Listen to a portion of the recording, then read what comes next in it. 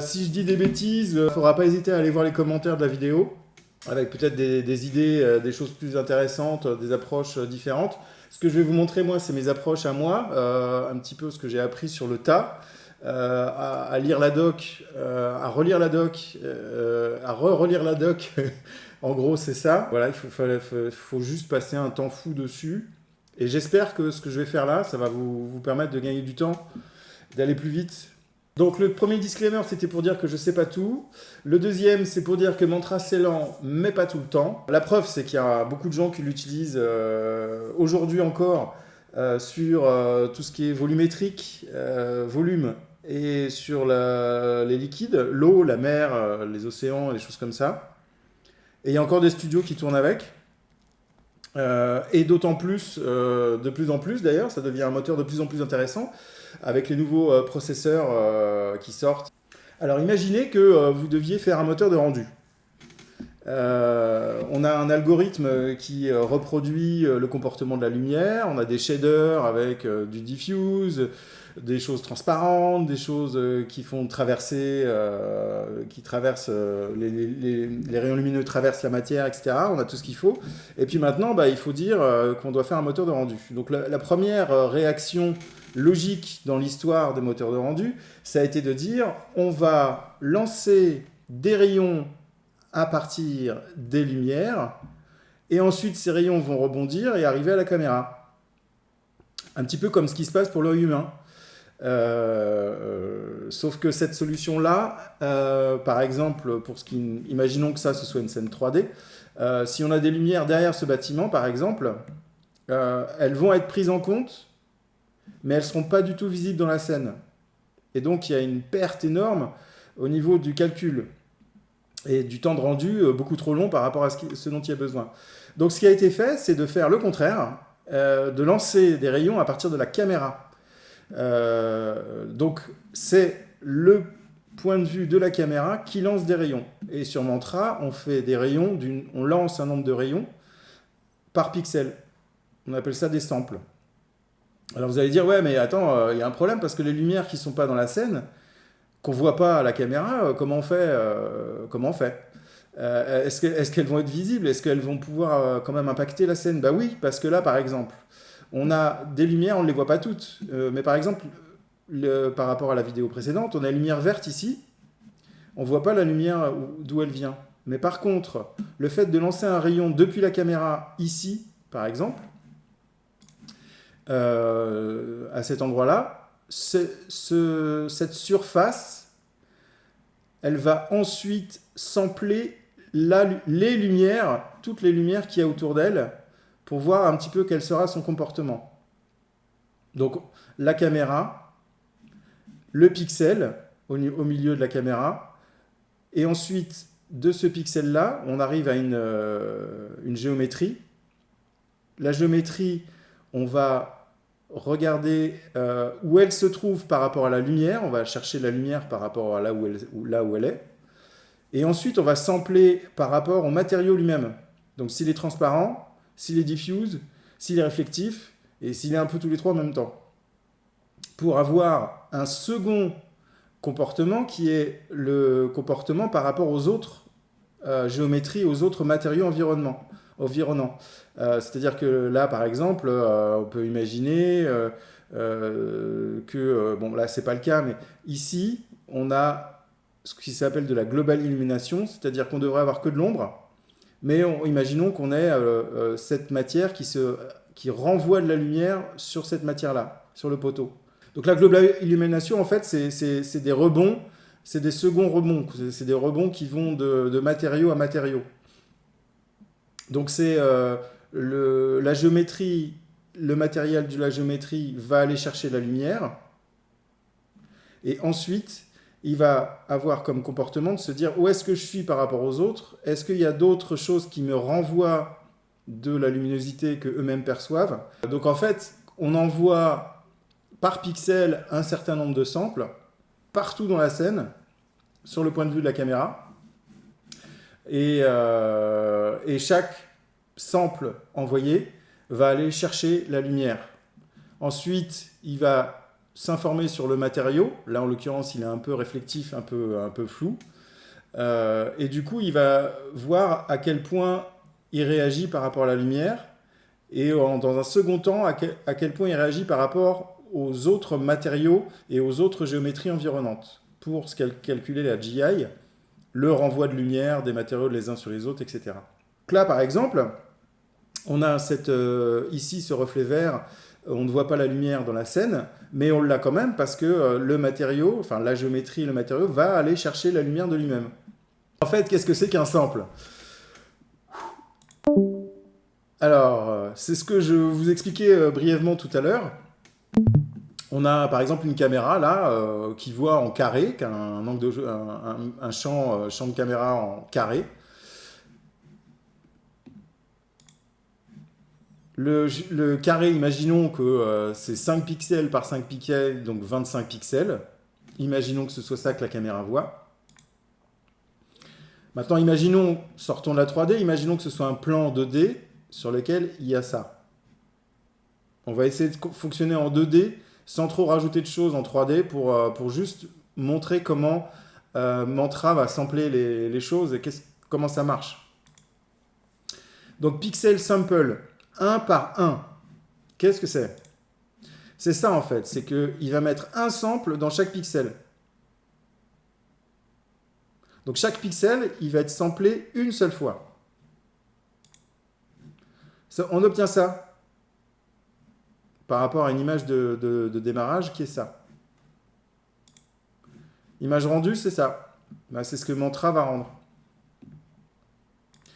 Après, ça se règle ici. Dans l'onglet Rendering, Sampling, Pixel Sample. 1 par 1. Oui. Ok, merci. Ensuite, on peut monter les pixels sample. 3 par 3. 3 par 3. Et là, le pixel sample 3 par 3, on se rend compte que chaque pixel, en fait, il va être samplé 9 fois. 3 par 3. Ok? 3 fois 3, 9. Ok? Pixel sample 3, 3. Bon. On peut faire 6, 6. 6 fois 6. Et donc, on a 6, 6. Et là, on se rend compte qu'on commence à rentrer un petit peu dans le détail pour chaque pixel. Donc, les samples. 1, 1, 2, 2, 3, 3, 4, 4, 5, 5. Et j'ai fait des tests jusqu'à 8, 8 pour voir. Donc, sur 1 par 1 pixel sample, on a un sample par pixel.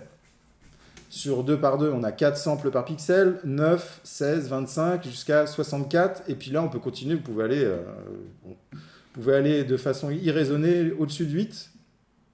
Personnellement, je ne suis jamais allé au-dessus de 6 de toute ma vie. Toute ma courte vie sur Houdini, je n'ai pas été au-dessus de 6. Parce qu'à chaque fois qu'on augmente, évidemment, voilà, c'est par pixel. Hein. Donc, par pixel, voilà. Ça, on obtient le nombre de samples ici. Donc, moi, je vais dire que je me situe plutôt par là, quoi. OK? Et en 4K 8.8, on est 10 fois au-dessus. On est à 566 millions de samples. Donc, ça vous donne une idée, en fait, parce que ça va très vite. C'est-à-dire que si par exemple quelque chose vous convient en 3 pixel sample ici, en 1280-720, si vous faites passer votre rendu en 1920 par 1080, vous allez monter à 18 millions. 8, 18. C'est-à-dire plus de deux fois le nombre. Donc il y a des chances que ce soit beaucoup plus long à rendre. Donc il est préférable, quand vous faites vos tests, d'être à la taille finale de rendu. Parce que disons que du grain sur une petite image, il va être super visible. Du grain sur une grande image, il va être beaucoup moins dérangeant. Ensuite, variance adaptive sampling. Donc ça, c'est la méthode un peu gros brutasse, quoi. C'est-à-dire, j'utilise pas d'algorithme pour optimiser. L'algorithme pour optimiser, c'est quoi? Ici, on a un pixel par sample. Un sample par pixel, pardon. Ok? Donc ça nous donne l'image de tout à l'heure. Donc on a 25 samples. C'est le 1 par 1 qu'on a vu tout à l'heure déjà. On a coché Revariance Anti-Aliasing, qui est donc la variance. Et donc ce truc, ça va nous permettre, enfin ça va permettre à Mantra de mettre plus de samples dans les pixels qu'on en a besoin. Là, par exemple, je lui ai dit de faire varier entre 1 à 5 sur un noise level de 0,01. Prenons juste le 1 à 5. Donc là, par exemple, ici, j'avais besoin de faire 5 samples. Là, j'ai eu besoin d'en faire que 2. Là, 3. Là, 5. Etc. Ici, 4. Donc en fait, Mantra, il va directement choisir là où il a besoin de faire plus de samples sur un pixel. Le noise level, c'est le degré de bruit. Donc vous pouvez prendre 0,01 si vous êtes en Full HD, en 0,03, 0,003, vous pouvez aller très très loin, mais là, c'est le nombre maximum de samples sur un pixel. Donc si vous faites 1, 1, il va rester sur 1 en fait. C'est quasiment pas d'utilisation de revariance anti-aliasing, ça ne marchera pas. Là, en pixel sample de base, je suis à 1 par 1. Si je fais minimum ray sample 0, il ne va pas comprendre non plus. Il va prendre 1 en fait. Il va prendre le plus petit et le plus grand. Vous pouvez faire un noise level très élevé, mettons 0,1. Vous pouvez lui demander de faire un maximum de samples de 150. Mais sachant que le noise level, la grosseur du bruit va être très très grosse, il n'aura pas besoin de monter à 150, il va peut-être s'arrêter à 2 en fait, voire rester même à 1. Donc ici, c'est la finesse du grain, finesse du bruit. Et ici, c'est le nombre de samples au maximum qu'il pourra utiliser. Alors, si je mets ici un truc très très fin, 0,001, et que je mets un max ray sample à 64, soyons fous, je vais avoir un rendu qui va être monstrueusement lent. Pour un pixel sample de 1 par 1, ça ne sert pas en fait. D'ailleurs, pixel sample 1 par 1, en gros, ça n'existe pas. C'est-à-dire que c'est le genre de truc qu'on utilise quand on a une scène sur laquelle on a besoin de faire des previews, de travailler la lumière, d'avoir un retour directement du moteur sur ce que ça peut donner. Donc, généralement, c'est 1-1, 2-2, allez 3-3 pour travailler, pour faire ses réglages de shader, de lumière, de choses comme ça. Et puis quand on commence à faire des réglages de rendu, on commence à monter à 3-3, 4-4 quoi. Et puis bah, moi je m'arrête souvent à 4-4, des fois à 5-5 et encore plus rarement à 6-6. Voilà pour vous donner une idée. Donc les gens qui sont à 10-10, c'est aussi parce que ils ont certainement de bonnes raisons de leur côté. Il y a du displacement qui rentre en ligne de compte. Il y a tout ce qui est motion blur qui peut être... Enfin, si on veut quelque chose d'extrêmement fin sur du motion blur, sur de la DOF, sur du displacement, sur des choses qui vont très très vite, mais au motion blur qui doit être là quand même, des fois on est obligé de monter pixel sample. Là, par exemple, on se rend compte que si on a un noise à très haute fréquence, quelque chose de très compliqué au niveau de géométrie, on va avoir besoin de plus de samples qu'une sphère toute basique. Donc là, par exemple, pourquoi ça sert le revariance anti-aliasing? Parce que si j'étais en 5.5 partout, j'aurais à utiliser 625 samples sur cette taille. Sur cette taille de 5 pixels par 5 pixels. Là, le fait d'utiliser la variance, ça me permet d'utiliser en tout 43 samples, ce qui est quand même pas loin d'être le double de la base. Mais ça permet à Mantra en fait, de créer des dégradés, de faire des choses beaucoup plus fines, là où il y a besoin. Donc Mantra est intelligent, rendez-le intelligent, apprenez à faire les réglages de ces deux paramètres. Donc je répète, le minimum, c'est souvent le 1. Le maximum, c'est celui que vous voulez. Et le noise level, en fait, vous allez le sentir hein, si vous faites des réglages de noise level. Si vous montez le max ray sample par exemple à 20 et que vous faites noise level 0,1, 0,05, 0,025, etc., vous allez sentir que petit à petit, le grain s'affine. Donc finesse du grain, nombre d'occurrences, de nombre de fois où Mantra va aller sampler les pixels nécessaires. Viewport shortcut. Bon là je vais sur les viewport shortcut. Je vais faire pause la vidéo, je la remets au début, je la remets plein écran et je play. Ok, alors ce que je vous conseille de faire c'est, là je vous fais une scène, on va la faire tourner 2 fois. C'est c'est des trucs de base en fait pour se balader facilement dans une scène quand on a un petit peu besoin de switcher entre les réglages de rendu, les réglages de ceci, les réglages de cela. Donc du coup je fais un raccourci. Donc quand je vais dans la géo, je fais un set quick mark 1, c'est CTRL 1. Quand je vais dans le matnet, je fais CTRL 3. Reflectivity 0. On va travailler essentiellement sur la diffuse. On va regarder ce que ça fait en diffuse. Avec 0,75 parce qu'on est en PBR. Donc le PBR, c'est plausible renderer. Donc on ne monte pas au-dessus de 0,75. On fait un mantra ROP. On fait un CTRL 4 pour que ce soit un raccourci. Et donc après, si je fais 1, 2, 3, 4... je tombe directement sur soit la géométrie, contexte, soit 4, c'est directement mantra, les réglages, 3, c'est directement les réglages de matériaux, etc. Du coup, ça me permet de me balader vraiment parce que quand on est en train de faire des tests,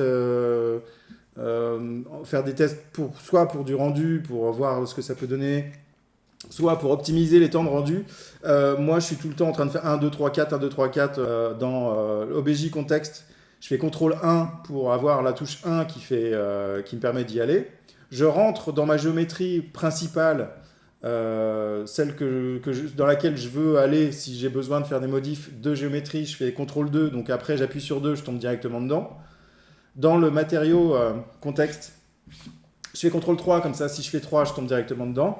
Et dans le ROPNet, Mantra Node, je fais CTRL 4, comme ça quand je fais 4, directement je tombe dedans. Ce qui me permet de switcher, d'aller très vite après et d'arriver directement là où j'ai besoin d'aller, sans passer par des menus et des machins et des trucs. Ici dans ma scène, pour vous montrer, 1, je suis sur Jump sur le truc, 2, je ne l'ai pas mis en place, 3, je suis dans les matériaux, 4, je suis sur le rendu. Du coup, je fais une modif sur le rendu, paf paf, mimi. Ah mince, je vais faire une modif sur le shader.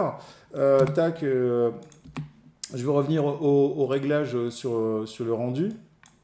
Et puis, je vais modifier la light 1. Voilà, donc ça va très vite, quoi. Ensuite, j'ai une presse scène. Voilà, ça je vous présente la scène qui va servir pour tout le live.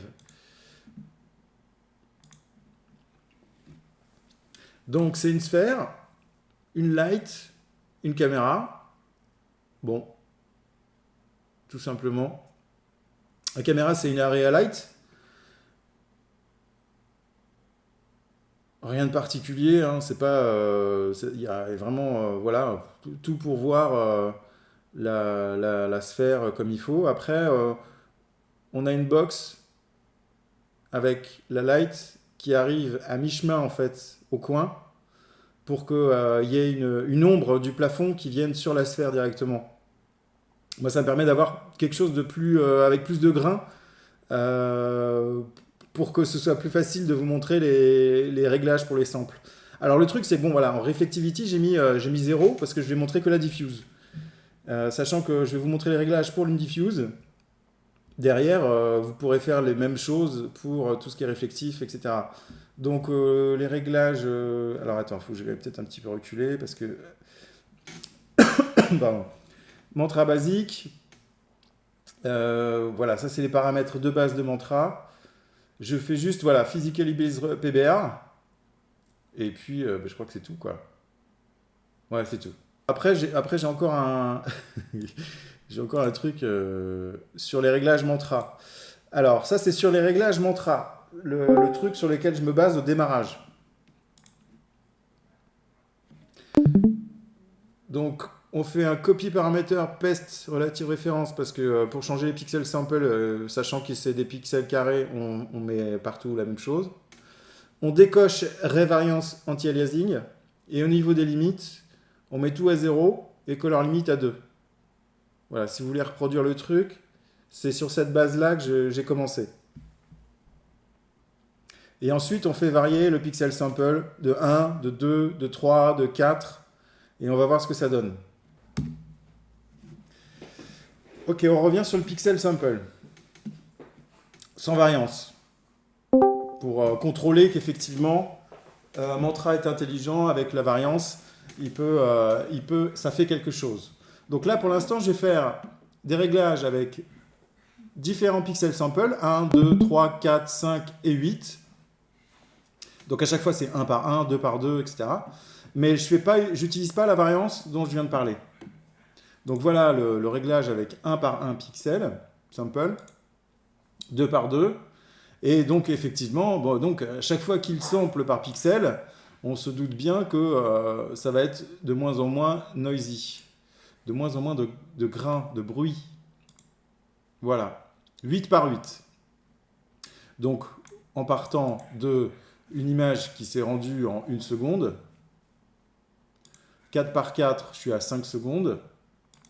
Et 8 par 8, je suis à 18 secondes. Maintenant, même scène, mais on va cocher revariance. Enfin là, on n'avait pas la variance activée. Maintenant, on va l'activer. Donc, on va garder les mêmes réglages que tout à l'heure, de 1 à 5 à 0,01. OK? Et là, pareil, on va monter un pixel sample, 2 pixels sample, tout en gardant le format brut, donc celui-là, sans revariance à gauche, avec revariance à droite. Et on va faire monter et on va voir la différence entre l'un et l'autre. Donc là à gauche, j'ai le 1 par 1 pixel sans variance. Et ici, 1 par 1 pixel avec variance. Toujours variance de 1 à 5 samples par pixel maximum. Pour un noise, c'était à 0,01. Donc on se rend compte déjà que bon, y a plus de consommation de mémoire. Le temps de rendu est approximativement le même. C'est quand même plus agréable à regarder. Bien que ce soit 1 par 1 pixel sample, c'est-à-dire le truc où vraiment on va pas faire un rendu avec ça. Hein. C'est vraiment pour faire des tests, du look dev, des choses qui vont très vite, quoi.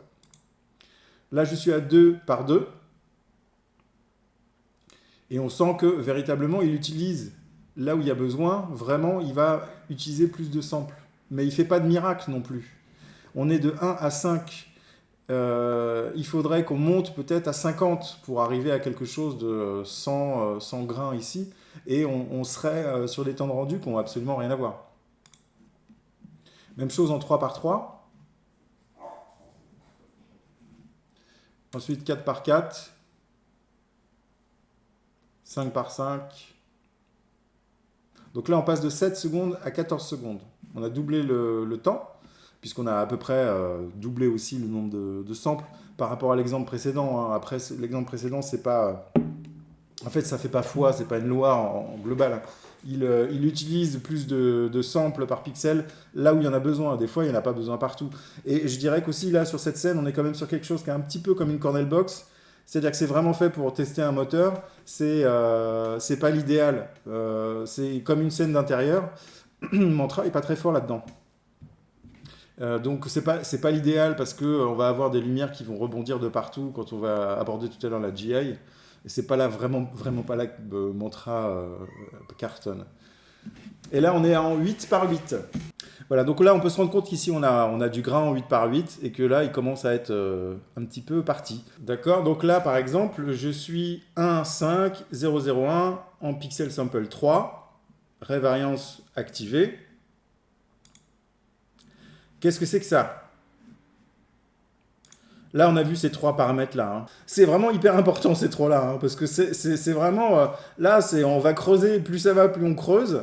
C'est le nombre de fois où on creuse, en fait. Et là, c'est la qualité, la qualité du grain qu'on veut. Donc maintenant, voyons qu'est-ce que c'est que ces trucs-là. Qu'est-ce que c'est? Ce sont des multipliers et des dividers. Donc, en fait, ils multiplient et ils divisent ces paramètres. Donc, personnellement... Qu'est-ce que c'est? D'accord, merci Arnaud. Ben voilà, donc ça multiplie le min et le max, et ça divise le noise level. Voilà ce que ça fait. Alors sur 1, multiplié par 1, divisé par 1, ça a la même chose, hein, donc ça reste à 1. Enfin, ça reste à ce qu'on a cité ici.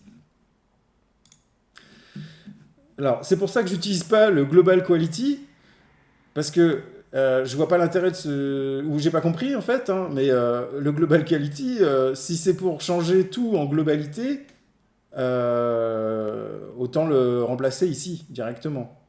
Ou alors c'est pour les gens qui veulent plus toucher à ça, peut-être il y a un superviseur qui a changé, qui n'a pas voulu bouger ça, et puis on veut modifier la global quality, la descendre peut-être, ou la monter pour tout.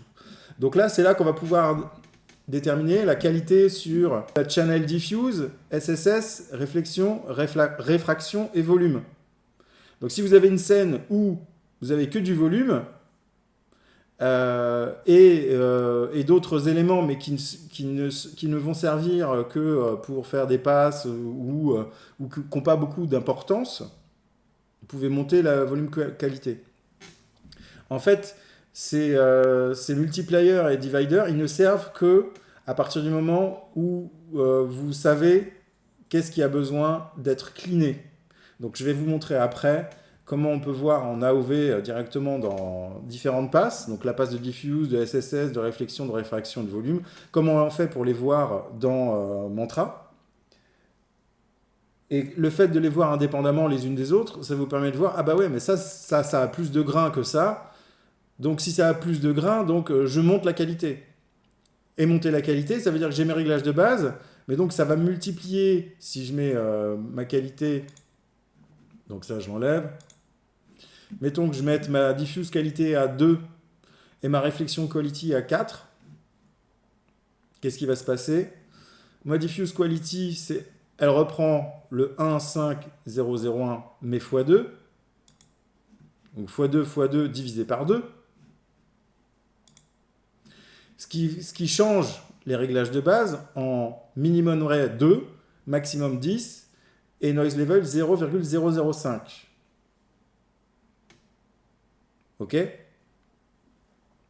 Ça, c'est pour un diffuse quality par rapport à ces réglages de base-là, à 2.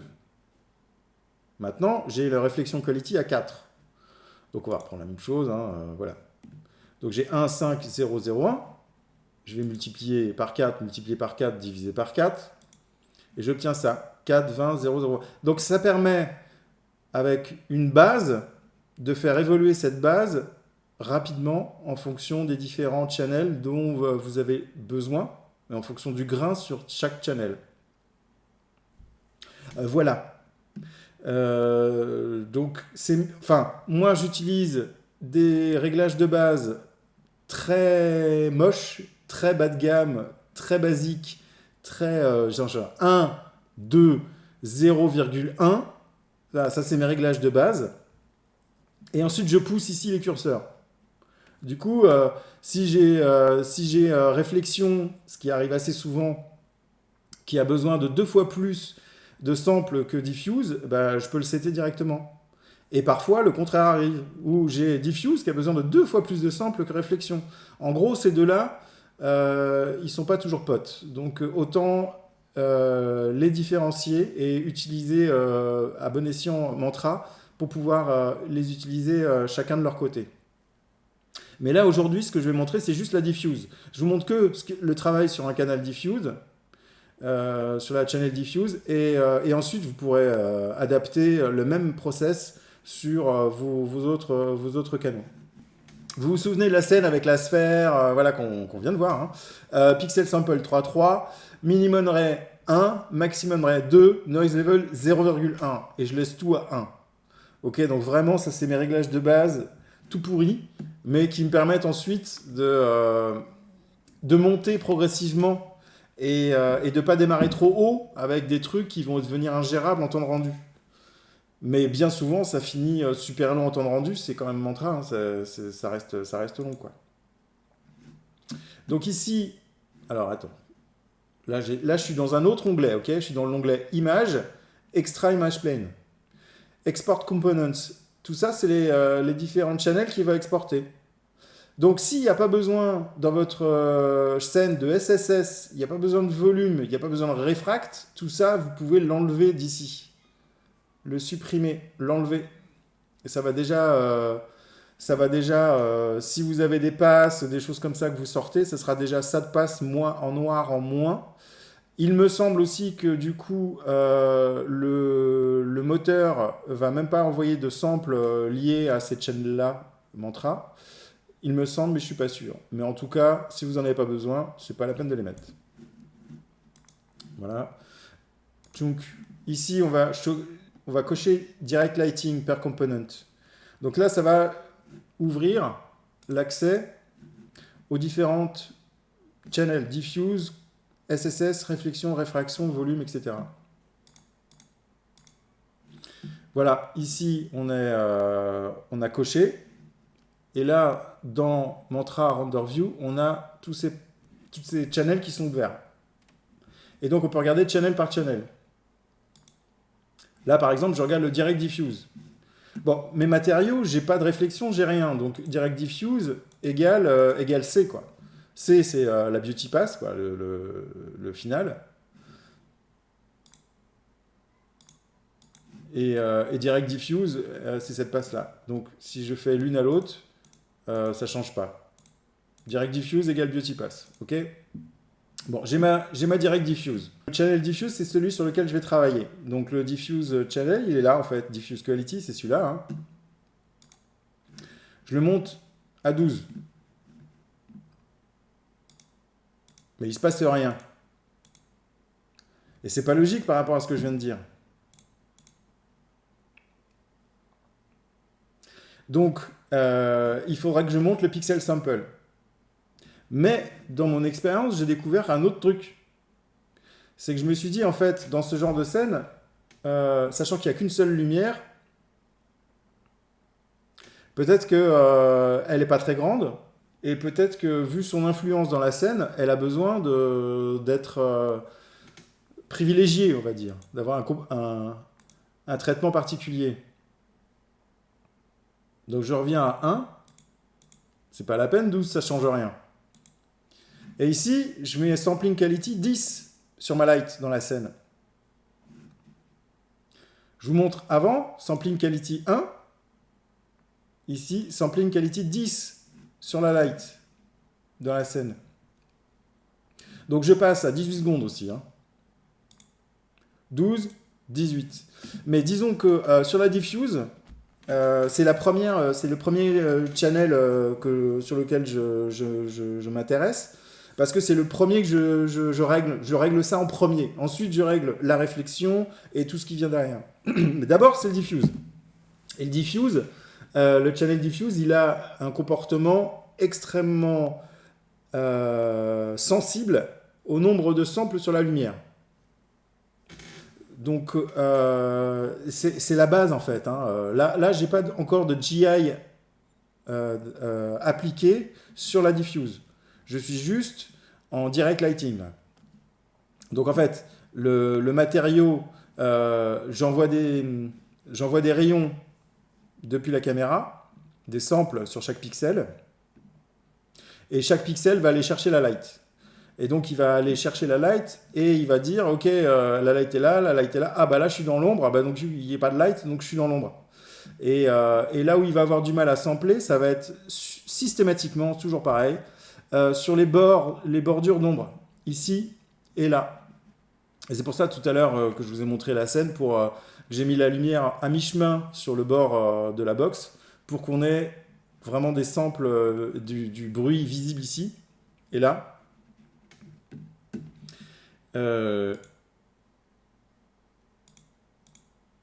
Voilà, ici, je suis toujours... Bon, donc, je pense que là, je me suis dit que c'était pas mal. Je suis monté à 10. J'ai fait des copies d'écran en même temps que je faisais mon travail de recherche, d'optimisation, de chercher les bons rendus. Là, l'objectif, c'est pas de faire un rendu forcément très rapide. Encore une fois, avec Mantra, c'est moyen comme idée de départ. Mais de faire un rendu surtout sans noise, quoi.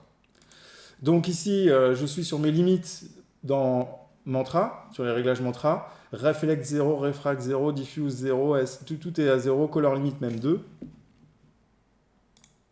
Et je vais monter à 1. OK? Donc là, on a la GI. C'est-à-dire que chaque pixel samplé est samplé à la fois pour aller chercher la lumière, mais à la fois pour voir les matériaux environnants. Et donc, du fait d'avoir besoin de sampler un petit peu partout à partir de l'endroit où il se trouve, il faut forcément envoyer plus de rayons par pixel. C'est logique, parce qu'il y a beaucoup plus de calculs à faire. Donc ici, je vais cocher Indirect Lighting, puisque tout à l'heure, jusqu'à présent, en 0... Alors, attends, 0 ici. Voilà, tout est à 0 ici, je suis en direct. Je coche 1, j'ai coché 1, donc du coup, je me retrouve avec en plus un rebond indirect en diffuse. OK?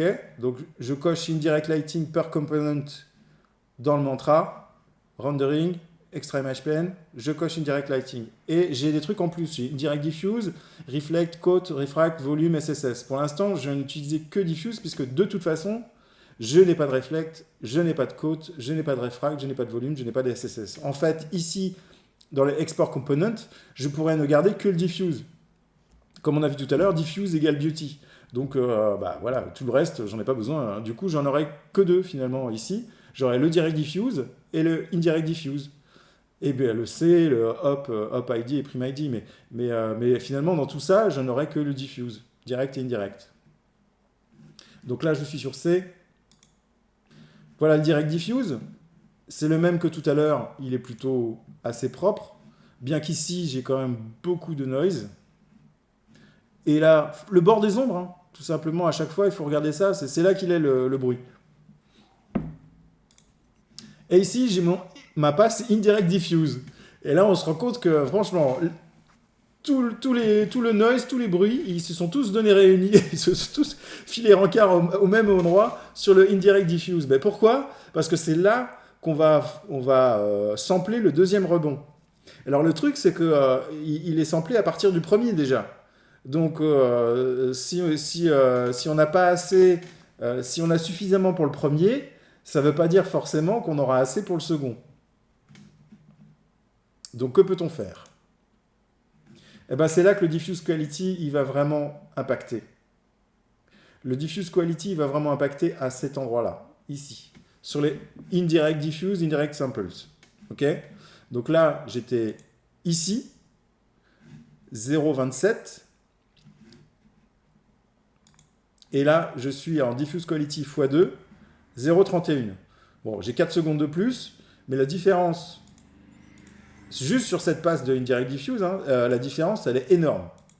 Déjà, rien que là, on a gagné en qualité de rendu quelque chose d'incroyable. Et ici, donc 2, ça veut dire qu'on part de 2, 4 et 0,05. Et là, par exemple, on a diffuse quality 16. Alors moi, l'habitude que j'ai, c'est pour vraiment sentir l'impact, je fais 2, 4, 8, 16, 32. Et quand je commence à arriver à 32, c'est qu'il faut monter le pixel sample au-dessus, quoi. Déjà, même avant, quand je suis à 16, déjà, je me dis, je suis à 3, il faut que je monte à 4, là. Ça va pas le faire. Ça sert à rien ici d'être en diffuse quality à 2048, quoi. Moi, ici, là, ça monte jusqu'à 10, je crois, là, ici, me semble-t-il. Le maximum que j'ai fait, c'est 20, quand vraiment il y avait une énorme différence. Et parce que j'avais, mettons, pas de réflexion, mais que de la diffuse, et j'avais plusieurs rebonds de diffuse, besoin de plusieurs rebonds de GI, quoi. Là, pour l'instant, on est sur un seul rebond de GI. Hein. En fait, en tout, on a 2 rebonds, mais dans le deuxième, c'est un rebond GI. Diffuse Quality 2, Diffuse Quality 16. On passe de 0,31 secondes à 2 minutes 16. Boum. Mais on a toujours nos réglages de base. Et là, diffuse quality, donc c'est 16, 32, et puis 0,1 divisé par 16. Hein. Bon, je vous laisse le faire. Mais on part d'un truc qui était déjà beaucoup mieux que ce qu'on avait tout à l'heure. Et d'un seul coup, c'est beaucoup plus propre. Et là, on ne regarde que le indirect diffuse. Hein. Voilà ce que ça donne sur la beauty. Donc, il faudrait que j'aille chercher la précédente beauty. Elle est... Ah bah oui, d'accord. Elle va être forcément... Voilà. Donc là, maintenant, on a un rebond. Un rebond de GI. 2 minutes 16, 0,27. Bah oui, ça va aller de plus en plus long. De plus en plus... Voilà, c'est ça. Je l'ai fait avec ici. Ça, c'est la comparaison avec Diffuse 1. Diffuse Quality 1. Et là, Diffuse Quality 16. Et ça, c'est bon, c'est la Beauty Pass. Hein. On n'est plus sur juste la indirect. C'est le rendu final. Donc, Diffuse Quality 16. Bon, mais j'ai encore du grain là. Ici. J'ai encore du grain là. J'ai encore du grain là. Ici, j'ai encore du grain. Il y a du trop gros grain. Alors, ce grain, je pourrais m'en satisfaire si je faisais du denoise derrière. Mais imaginons que je n'ai pas de denoiser. Ici, j'étais à 16 avec du grain. Donc, je me suis dit... Pour enlever le grain, il faudrait monter à 32. Sauf que monter à 32, j'aime pas trop, parce que ça veut dire qu'il faut en fait monter à 4 pixels sample, augmenter directement ici. Augmenter le nombre de pixels sample, le passer à 4 directement. Et puis diffuse quality, pas le mettre à 32, c'est un peu trop haut, quoi. Donc j'ai cherché un autre moyen, je me suis dit, est-ce que c'est peut-être pas parce qu'il n'y a pas assez de samples sur la light et qu'il en faudrait encore plus. Donc du coup, je suis allé sur la light, j'ai monté le sampling quality à 30. Et puis le diffuse quality, je l'ai descendu à 8. Donc j'obtiens quelque chose qui est comme ça, où il faudrait en fait que je le remonte à, à 16. Donc là, j'ai toujours ma diffuse limite en GI à 1. Donc j'ai un rebond de GI. Je vais monter le diffuse limite à 2. Ici, vous contrôlez le nombre de rebonds, en fait, de la GI. Diffuse limit, je le monte à 3. 4 et 5. Donc là, je suis à 10 minutes 43. Donc je passe de 7 minutes 30 pour 2 rebonds, 9 minutes pour 3, 10 minutes pour 4 rebonds, et 10 minutes pour, pareil, hein, 10 minutes 12 à 10 minutes 43. Mais plus on a de rebonds, et en fait, plus l'énergie se perd de rebonds, et plus les surfaces, moins les surfaces s'illuminent de manière importante. Là, je vais prendre un Montrano de basique, ok. Voilà le mantra de base. Ça, c'est ce que vous avez de base. Je vais vous proposer de partir sur des réglages de base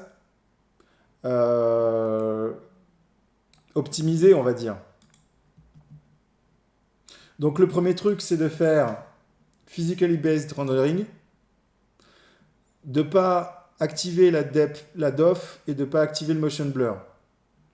Pixel Sample, vous pouvez faire 3-3 si vous voulez. Le truc important, c'est quand même systématiquement copie, paste relative référence. Voilà. Vous pouvez démarrer par 3-3 dans vos recherches pour enlever le sample. Si vous êtes en recherche pour faire quelque chose qui va vite, vous pouvez vous mettre en 2. Ici, moi, je me mets tout le temps 1, 2, 0, 1. Donc souvent, je suis obligé de descendre à 0,05. Souvent, ça veut dire un projet sur 4. Sinon, c'est 0,1. Là, tout ça, je le laisse de base. Je ne change rien ici. Les limites, Reflect Limit, ils nous en ont mis 10. C'est-à-dire, il y a 10 rebonds. C'est-à-dire qu'il y a le premier plus 10. Non, j'en fais 2. Ici, je m'y réfracte 2, histoire de, si je mets du vert, qu'il ne soit pas noir. Diffuse Limit, pareil ici, j'en mets 1. Et puis tout ça, je le laisse. Color Limit, je mets 2. Ici, le Color Limit, Faut regarder la doc sur ce que c'est, ce que ça permet de faire. En fait, c'est la différence de luminosité d'un pixel à un autre. Fireflies, si vous connaissez les Fireflies, les espèces de petits points hyper lumineux, hyper intenses, qui sont insupportables. Voilà, color limit de 10 à 2 et vous en aurez déjà 80% de moins. Sampling, limite c'est bon. Shading, rien à signaler. Rien à signaler. Et rien à signaler, rien à signaler. Ensuite, image, extra image plane, direct, direct, indirect. Ensuite, un truc important, on vient de voir tout à l'heure qu'il fallait sampler la light. Mais moi, j'ai qu'une light. Mais simplement, si vous avez plusieurs lights, c'est hyper important de sampler par light. Donc, vous allez peut-être avoir une toute petite lumière qui est hyper importante dans la scène et qui va avoir besoin de recevoir un nombre de samples considérable par rapport à une autre qui est grosse et qui est tout près et qui est là, qui fait un petit boulot. Donc ici, je vous montre le truc, c'est ici. Il faut rajouter... Bon, là, je vous montre encore. Ici, on fait un petit plus sur Extra Image Planes. Ils sont pas directs, là.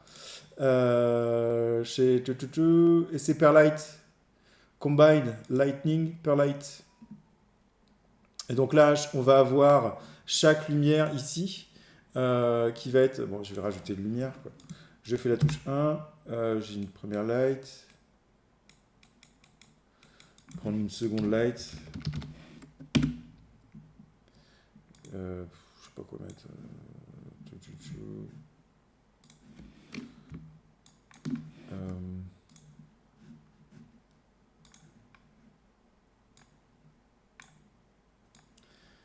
Donc la foutre là. On va la mettre là. On va dire que c'est une aria.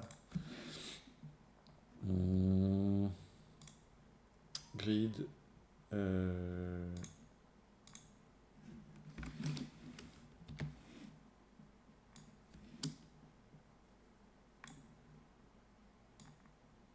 Ok. Et puis on va faire big. Ok. Donc H-Light 2. Big One. Ok. Je retourne à mes réglages. Mantra 1. Ok. Je vais dans mon render view. Je demande à être sur mantra 7.1. Mantra 1. Ok. Render. Render.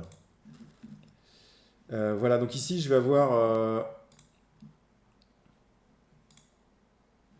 j'ai H-Light 1 et Big One, ici, ok.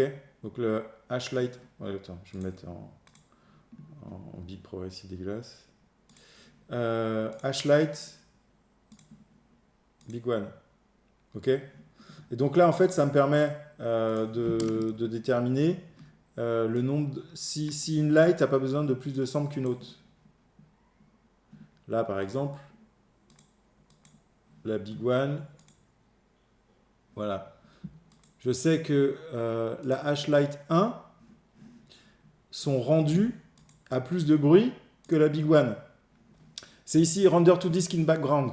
Alors ça, c'est génial, parce que c'est vraiment génial, parce que du coup, vous pouvez faire un rendu la nuit.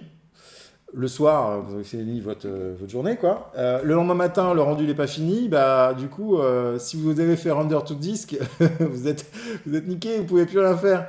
Si vous faites render to disk in background, vous pouvez ouvrir un nouvel Houdini, vous pouvez faire un nouveau rendu, vous pouvez faire une nouvelle sim, vous pouvez faire tout ce que vous voulez. Vous continuez à bosser, en fait, et render to disk in background, en fait. Voilà, c'est bien ce que ça dit.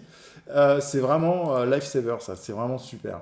C'est quoi un sample, on l'a vu. C'est quoi un primary ray, un secondary ray? Donc primary ray, c'est les primary samples, c'est ça. C'est pixel sample, c'est ça. C'est le nombre de pixels, de samples par pixel.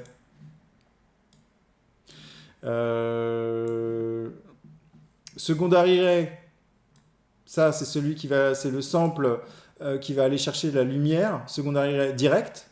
Et le secondary ray indirect, c'est celui qui, une fois qu'il a trouvé la lumière, va chercher les copains autour, les autres matériaux, et bénéficier de ce fameux GI avec un rebond, deux rebonds, trois rebonds, le truc sur lequel on a vu tout à l'heure, c'est les limites, c'est ça. Donc là, on a indirect, indirect, ça. En indirect, ici, on a deux rebonds, un rebond. Moi, je vous conseille de faire un rebond, deux rebonds max. Et puis ensuite, de voir en post si vous ne pouvez pas éclairer un peu les choses. Ça vous fera...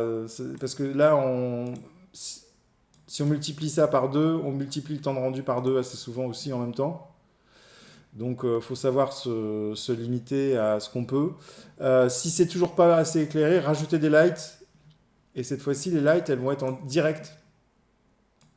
Secondary ray, mais direct.